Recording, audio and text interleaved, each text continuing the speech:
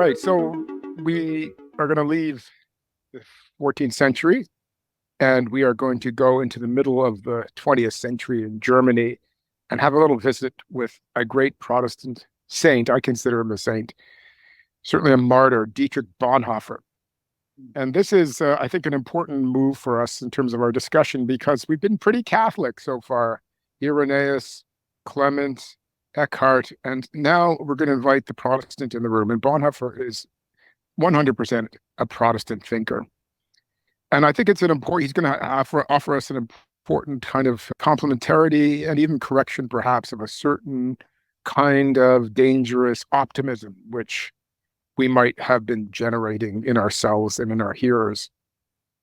Yeah, have you heard of the Protestant principle? I think it's Tillich who defined the Protestant principle. You know I heard about it, but I cannot say. Please. It's pretty easy to remember. Basically, the Protestant principle, which is the principle of protest against Christendom and Catholicism in particular, is that one should never absolutize the relative. That is in Tillich's view, that's the whole of Protestantism. Don't absolutize the relative. Insofar as religion is always prone to absolutizing the relative, and certainly politics is, the Protestant principle is ever relevant. Absolutizing the relative, that means taking something which is just a means and turning it into the end. Let's say it's the magisterium of the Roman Catholic Church. That is a means towards the propagation of the gospel. It is not the end itself. Just as the state, the state is a means towards an end. All these things are relative. They're all human. They're not divine, even if they are taken up into divinity and become media of grace. In themselves, they remain human, fallen, and sinful. They should never be absolutized. So we talked about, just to recap a few things, we started with Irenaeus in the 2nd century, and we spoke about how Irenaeus took the Chalcedonian formula that Jesus Christ is fully human, fully divine, without mixture or confusion of human and divine nature, and how he constructed a extremely robust and challenging Christian humanism on the basis of this, affirming that, the glory of God is man fully alive, which means that wherever we see humanity thriving in some respects, God is glorified. So God is not glorified at our expense. God doesn't want a crushed and humiliated and self-annihilated humanity. He wants a humanity that is his God-bearer, his image. And then we went to Clement of Alexandria, who is our cultural Christian hero from the 3rd century, I should say, who argued quite compellingly, I think, that the Christ is not just the logos of God, he is the logos of nature. He's the logos of everything. And therefore, we ought to be looking for Christ nature outside of the boundaries of the visible church in Greek philosophy, for example, or why not in Buddhist philosophy, or in our time in science, maybe, in ecology, wherever. And then we landed in Belgium and in the Rhineland in the 14th century with Meister Eckhart's non-dual Christianity. And Eckhart, in many ways, anticipates Protestantism because this Protestant principle, don't absolutize the relative, you can see it in Eckhart's sermons, particularly in his edict against idolatry. If you think you can get more of God from church than you can in the kitchen, then you're an idolater. And God is equally distant from every point on creation and therefore equally near. So there's not more of God in the Vatican than there is, let's say, in a Berlin consulting room. So that others have noted that this is the beginning of Protestantism. But with Bonhoeffer, Protestantism has gotten quite old and actually quite sinful, as all these things tend to do. Bonhoeffer was born into an affluent family in Berlin. They were a good, pious Lutheran family, but not particularly dedicated to religion. His father was a doctor, a very famous and important doctor, an important psychiatrist, as it was. And everybody in this large family was expected to make something great of themselves, which they did. But that generally meant becoming a lawyer or a doctor or a businessman. And of course, this was all before the Nazis took over. Young Bonhoeffer was, like Dieter, was very musically inclined. And one of his possible vocations was to be a musician. And to the end of his life, short life, he was quite dedicated to music, to playing music and to singing and to hymnody and so on. But he decided instead for the church to become a theologian, a Protestant theologian. And I think this was somewhat surprising to his family because, a little like some Catholics that I know, it's good to be religious, but not too religious. And so when young Dietrich sort of jumped in and swallowed the gospel hook, line, and sinker, it was a bit of a shock. But they supported him in it. And he became a rising star in Protestant theology before the Second World War, which was extremely powerful theology. He particularly became a close associate of Karl Barth, who we talked about on the podcast. Karl Barth, I think, has the greatest claim to being our church father. So Bonhoeffer was poised to have a big career as a systematic theologian. And then the Nazis came to power. And he, like others, fled. He went to England, then he went to America. We won't go into all the details of his fascinating life, but at a certain point, he realized that his call was to be with the Germans at this moment of crisis in their history, particularly with the German Protestant churches, which were capitulating and becoming accomplices in the Nazi atrocity. We talked a little bit about how Hitler, being the clever antichrist figure that he was, knew that he couldn't get it very far by simply opposing the churches. He had to have them on his side. And so he worked on both the Catholics and the Protestants. And with the Protestants, he had perhaps the most success because he was able to actually appoint Nazi bishops. And a movement began, which was called the German Christian movement, which was a kind of Nazification of Protestantism in Germany. And it went so far as to declare, for example, that the Old Testament was not part of the Revelation because it was some kind of Jewish aberration. So all the way into heresy, in order to support Hitler's anti-Semitic policies. And Bonhoeffer rebelled. I'm sorry, I don't want to use that word rebel. He resisted, and he called everyone else to resist. And 2 days after Hitler came to power, Bonhoeffer was on the radio from Berlin, saying that the Führer, the new leader, was a Missführer, a deceiver, and he was leading everyone astray. So this figure, Bonhoeffer, we have to think of him, a very bourgeois man, with soft hands and nice clothes, and a lover of music and a lover of all things cultural and civil, a very much a Clement of Alexandria kind of figure, but with the courage of a martyr. And Bonhoeffer's courage strikes me as something that we could take with us today. In any case, without going into too many details about his life, he became very active in forming a resistance movement called the Confessing Church, which was dissenting from this Nazi church and setting up underground seminaries all around Germany in order to continue to educate people correctly or train people correctly in the true gospel, in true theology. And of course, it was a cat and mouse game, with the cat being the Nazis, and they more or less caught everybody eventually, except for Bonhoeffer did something really very interesting. At a certain point, he became involved with the plot to overthrow Hitler, one of the many plots. And this came out from within the military itself. He was not actively involved in, setting up bombs or anything like that, but he took a position in the German military so that he could pass information from Germany to England through his international church connections in order to prepare the way for a Germany after Nazism. So he was a spy at the end of his life. And it was this that got him caught. So in the last year of the war, a diary was discovered by one of these military leaders who were planning the overthrow of Hitler, and the names were in the diary, and Bonhoeffer was thrown into prison in Berlin. He spent a year in prison in Berlin until he was moved to a concentration camp in Bavaria, where he was killed a day or two before, or I've forgotten the dates, but in 1945, very shortly before the war, where he was hung on a piano wire because that would prolong the death agony.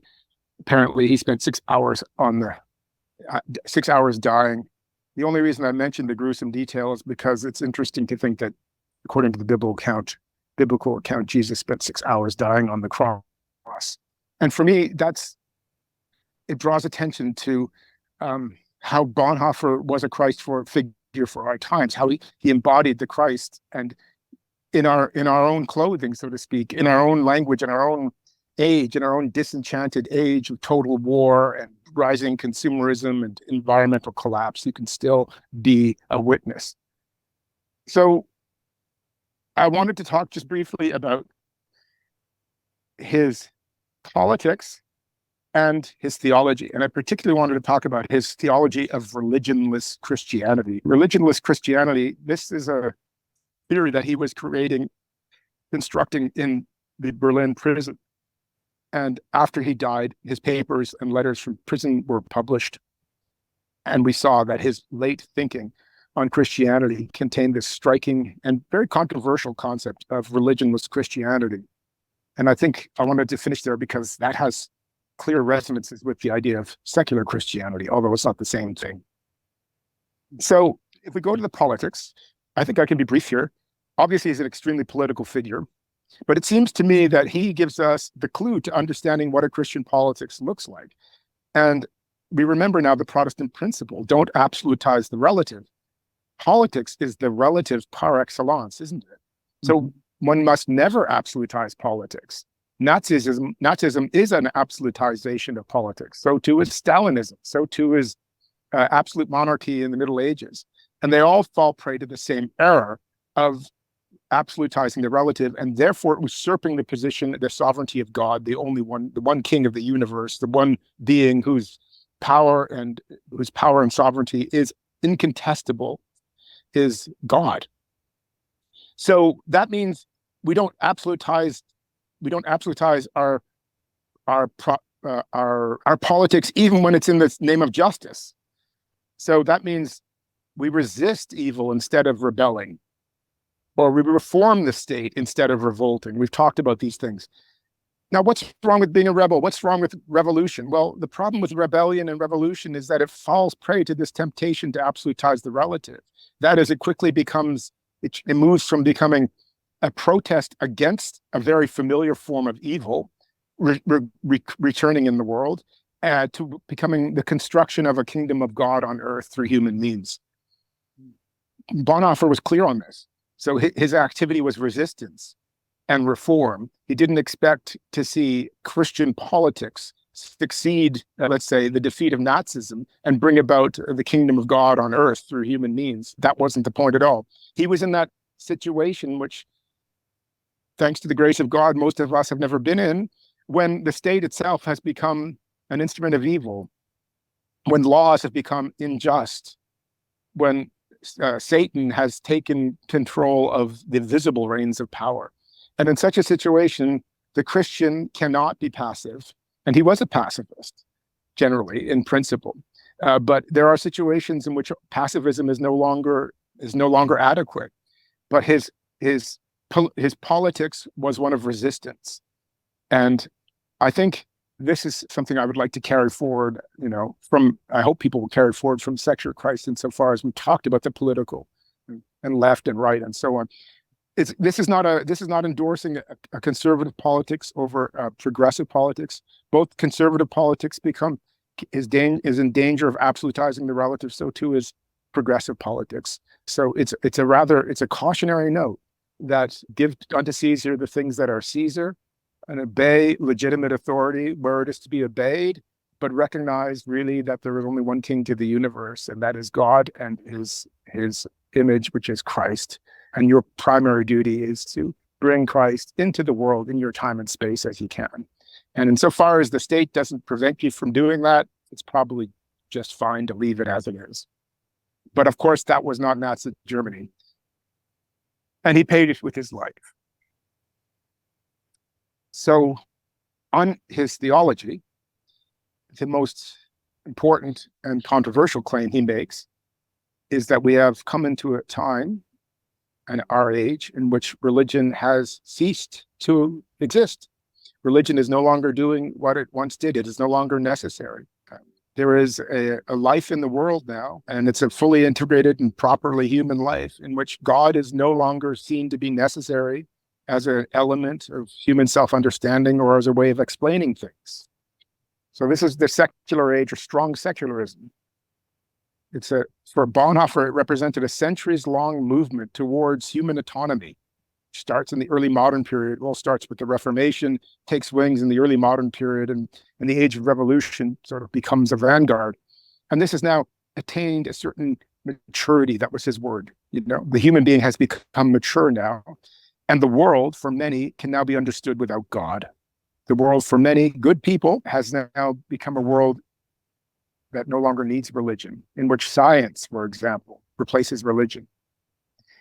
Bonhoeffer looked at this disenchantment of his time, and we have to remember he's writing this thesis in the last days of the Second World War, when much of the old is lying already in ruins, and perhaps Germany itself will cease to exist.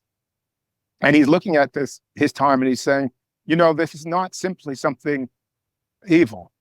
We have to recognize that there is much good that has come from this emancipation of humanity from religion. And there is much that is evil about religion, has been evil throughout history. And not the evil that has always accompanied the Christ and always will. Christ enters the world accompanied by the devil. And he dies on the cross with the devil at his side. And wherever Christ is erupting again in our midst, we won't need to look too far to find the devil. So, but that doesn't mean, of course, that it's very easy to identify it. So we can't simply say, oh, look, well, there's a place where there's no religion, ergo, it's of the devil.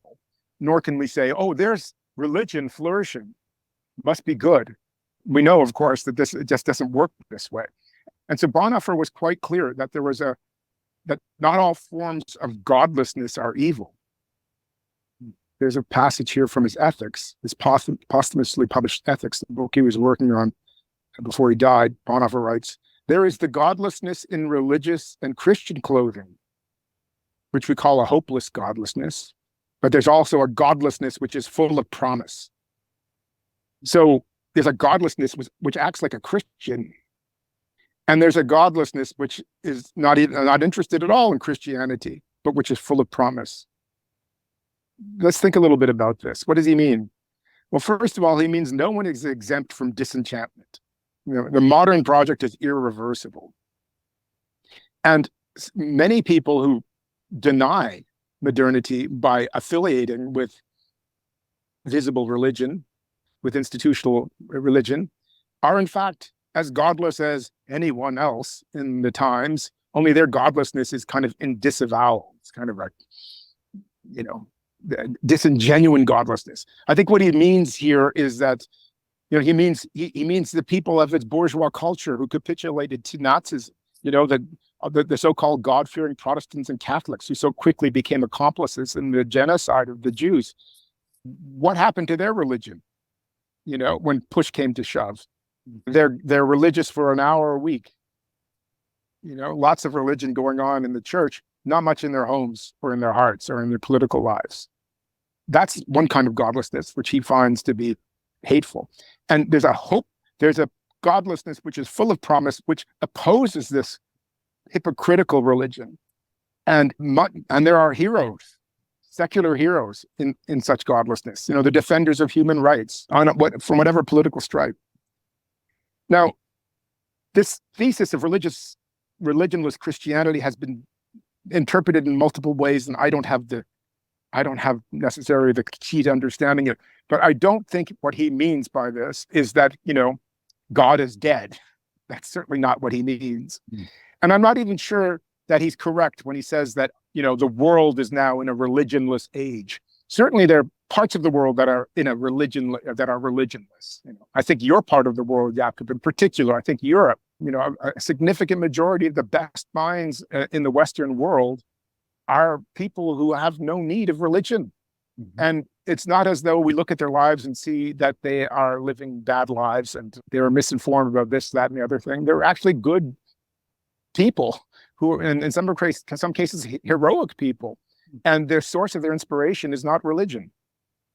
That's what he's talking about. Somehow or other, in an age in which religion has ceased to function as it has throughout history, there is nonetheless Christianity. Now, no one is exempted from disenchantment. Here's another passage from the Ethics. By the loss of the unity which is possessed through the form of Jesus Christ, Bonhoeffer writes, the Western world is brought to the brink of the void. The forces unleashed exhaust their fury in mutual destruction. Everything established is threatened with annihilation. This is not a crisis among other crises. It is a decisive struggle of the last days. That's end quote from Bonhoeffer. A good time to be a secular Christian. We've said that before. When signs of the last days become undeniable around you, one doesn't suddenly wither in fear that everything was a lie. Well, actually, one rises to the occasion. Christianity thrives in this apocalyptic milieu. This is where it lives. The Christian is one who's always living in the last days, even if the culture is ignorant of it. But especially when the culture itself becomes gripped by apocalyptic fear, the Christian does not participate in such fear, but neither does he deny the mood. Rather, she rises to the occasion of being a witness. So everybody's lost in a certain way and spiraling into the void. And the Christian holds the ground given to him by God through the grace of God, maintains the form of Christ amidst all this destruction. Another passage from Bonhoeffer. There's no part of the world, no matter how lost, no matter how godless, that has not been accepted by God in Jesus Christ and reconciled to God. End quote.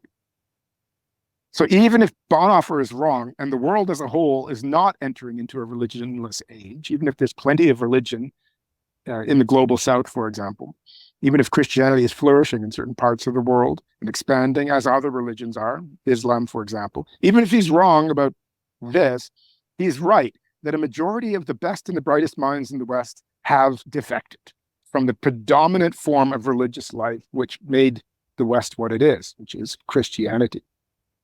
But here's the point. Christianity is not to be identified with the visible church. Here, I'd like to bring back a distinction we made some time ago. I think the distinction originates with St. Augustine between the invisible church and the visible church. The invisible church is the society of the redeemed, whether they're living or dead. It's the community of saints. It's the people that Christ has redeemed, and perhaps all human beings are there. We don't know. We won't know till the end. Perhaps all shall be saved. In any case, the invisible church is the community founded by Christ. And we cannot do without it. We cannot be Christians without a church in that cosmic sense. To be Christian is to be a person of that community. Even if you find yourself alone on a hill, sometimes I do, I still am supported by my dead friends, Thomas Merton, St. Augustine, Meister Eckhart. But the visible church is something else. That's the institutions, that's the structures, that's the popes and the bishops and the temples and the liturgies. If we can't get by without the invisible church, we can and we sometimes must get by without the visible church. That is, we need the invisible church. I think I misspoke there, but we do not necessarily need the visible church. And so this comes back to I think the original things we said in Secular Christ 1 is that just because the institutions of Christianity are crumbling around us does not mean that Christianity is over or even weaker. Because these things are not identical. They're connected, sure, but they don't always coincide. That is, the visible church does not always coincide with the community of people redeemed by Christ. Sometimes it's usurped by the devil, as it was in Germany in the 30s. But I think most importantly, the central mystery of Christianity and the theme of this whole season of Secular Christ, the incarnate God, has nothing really to do with religion. Religion's a human activity. It's perhaps the essential human activity, and perhaps Bonhoeffer was wrong on this. Perhaps there will always be religion wherever there are human beings in some form, shape, or other. But the incarnation is not a human act, it's an act of God. And insofar as God takes up all that is human in Christ, he also takes up religion. He absorbs it into himself. He christens it. And so he renders it adequate. But we should not mistake it for what it is. We should not absolutize the relative. Religion is not privileged among human activities. It's not more divine, for example, than, let's say, art or philosophy or science. And neither is religion any more exempt from sin and error than art, philosophy, and science. There's no religion in the kingdom of heaven. You know, that part John Lennon got right in his song. So we anticipate an era in which, an age, let's say the final age of revelation, in which religion is no longer necessary. It will have served its purpose. But if religion is not privileged, if it's simply another human activity, among others, we also have an answer to the important critique often made against Christianity, that the church perpetuates evil. So people say, you know, oh, my problem with Christianity is all of the abuses. And in our day, we're no doubt thinking of those demonic priests who abuse children. But we could also point to bad popes or Protestants complicit in Nazi atrocity. Why is this a surprise? Here it is, the visible church, which is infected by sin and evil, which is perhaps even more demonic than most human things. Because as we said, wherever the Christ is invoked, there the Antichrist shall be by his side, trying to trick us into thinking that he's the one. Of course, the church perpetuates evil. It always has. Look at the very beginnings of the church among the apostles. So Jesus has 12 apostles. One of them delivers him over to death, betrays him. Another one, Peter, denies him 3 times. And Paul, the last of the apostles, starts his career as a persecutor of Christianity. There's plenty of evil in the church right from the get-go. But here's the point, and I think this is a central point to the New Testament. Why is the New Testament comfortable with describing its heroes as persecutors of the good and cowards and betrayers of the Christ? They're comfortable with it because what they're trying to say is that nothing depends on the merits of the church. Nothing depends on us becoming, heroically virtuous in some pagan sense and achieving divinity, like the pinnacle of a mountain that we have been climbing throughout human evolution. No, we don't rise up to meet God. God descends to meet us in the incarnation. So I think that is probably the last point I would like to make, is that every age is an age of the church, because the church, along with every other human institution, has been absorbed into God, has been rendered divine in the incarnation. And so whatever is going on, wherever we are, if we have eyes to see and faith to believe, we will see Christ's nature breaking through ordinary and all too familiar forms of sin.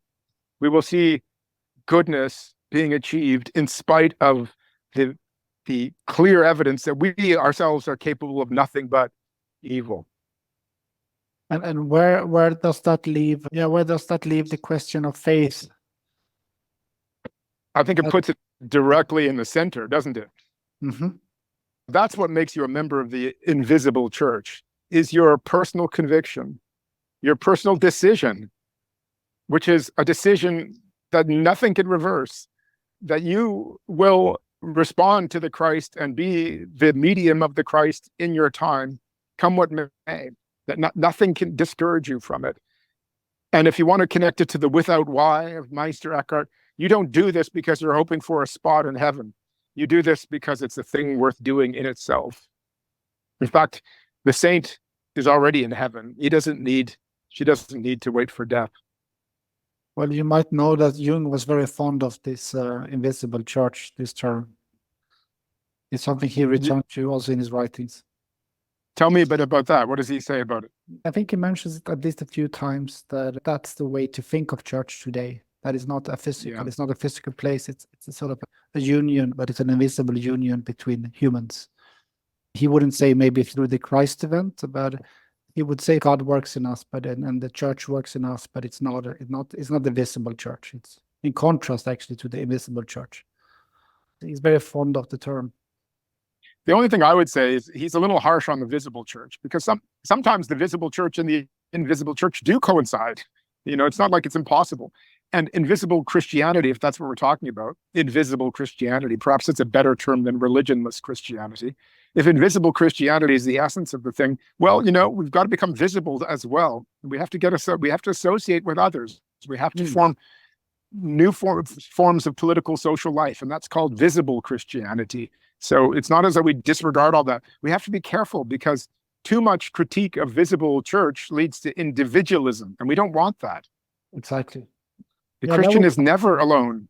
That would be another season maybe, but this question of the church and how that would look, or how that could be formed. But I mean, I know very little of Bonhoeffer, but I do remember one thing when I read him, and that is that he also refers to Kierkegaard when he speaks about, I think it's from when he's in the prison. He says he's been thinking about the religious stage and the ethical stage and the aesthetic stage. And he says at the end of life, we have to go back to the aesthetic phase. That is not just about sending to some religiosity, but it's going back to aesthetics and start to enjoy play and the world in a different way. I was thinking about that now when you said this about the importance of the visible, and that there is something essential also in beauty, or in the visible world, and that we should not downplay that as a part of creation and as a part of the human experience. I think that's so important. I'm not sure that Kierkegaard would be my guide on that. I would follow Hans Urs von Balthasar, whose whole career was dedicated to reawakening theological aesthetics and recognizing that the beautiful and the artistic and even the mythic are full of theophany. They're full of revelation, and the Christ form is to be found there as well. But generally speaking, what you're saying is that we need, and this really has been the theme of the season, is that we need to affirm what's best in our culture, and we need to become participants of it. We need to create culture. We need to be productive powers of culture. And for me, we should not hierarchize these things. We shouldn't put religion above art, for example. That's what Hegel did. But these things are not hierarchically related. They're all relative, which means they're all adequate. They can all be rendered adequate to God, and they can all be totally false and sin-ridden. But that's our domain. That's our human thing. That's where we are most ourselves. We're creating culture, creating society, creating just forms of politics, creating an ecological civilization. We are doing that human thing which God himself has recognized as adequate to him, to his revelation. So I would be very wary of any anti-humanist Christianity. Not that secular humanism is correct, but Christianity is never anti-human.